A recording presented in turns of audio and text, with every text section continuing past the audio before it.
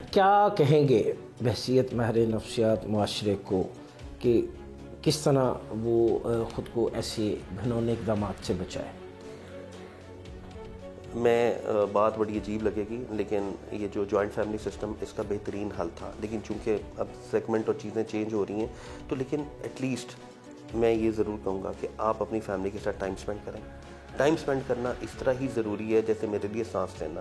آپ 2-3 گھنٹے اپنی فیملی کے ساتھ میں دیں، ان کے ساتھ رہیں۔ کوشش کریں کہ رات کا کھانا ایٹ لیسٹ جو کاروباری حضرات ہیں، جو جابینز ہیں، وہ کم از کم کھانا تو ہم اکٹھے کھا سکتے ہیں نا۔ اس میں جب آپ بیٹھیں گے تو آپ ان سے ڈسکس کریں کہ اور بیٹا کیا کیا، اور بیٹی آج کل کیا کیا، اچھا کیسا رہا، آج کا دن کیسا رہا۔ یہ وہ ہیلتھی ایکٹیویٹی ہے جس میں آپ کی اولاد کے ساتھ انٹریکشن ہوگا۔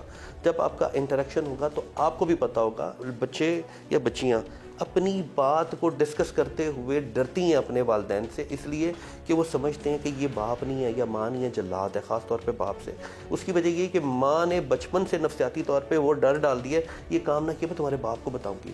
حالانکہ باپ سے شفیق ہستی میں نے اس دنیا میں نہیں دیکھی، لیکن ماں نے صرف اپنی چیزوں کو آسان کرنے کے لیے باپ کا ڈر اتنا ڈال دیا کہ آج کو وہ بچہ چاہے وہ 10 سال کا چاہے 15 سال کا، اس کی ایک جھجک پیدا ہو گئی ہے، بیٹی کی ایک جھجک پیدا ہو گئی ہے۔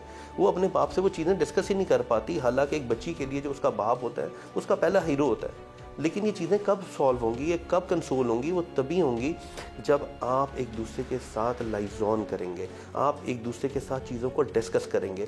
ڈسکس کرنے سے ہی اور ایک دوسرے کے ساتھ چلنے سے اور ایک دوسرے کی پرابلم کو سمجھنے سے ہی یہ معاشرہ بہتر ہو سکتا ہے۔ باتیں سنی آپ نے ماہر نفسیات ڈاکٹر خرم ایاز کی۔